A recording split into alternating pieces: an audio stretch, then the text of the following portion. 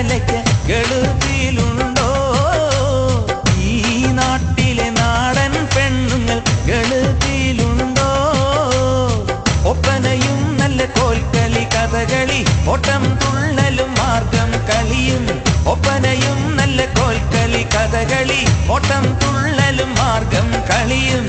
കുത്തിറാത്തിപ്പും കോമരം തുള്ളലും അവിടെയുണ്ടോ? ബാബർ പള്ളിയും ഭീമാ പള്ളിയും അവിടെയുണ്ടോ?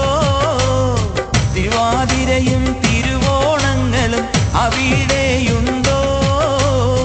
എന്തൊരു നല്ലൊരു സുന്ദര നാട്, പച്ച കുതച്ചു കിടക്കണ നാട്, കടലും പുഴയും ഉണരണ നാട്. ഈ നാട്ടിലെ ചെറുമണിക്കടലയ്ക്ക് ഗള്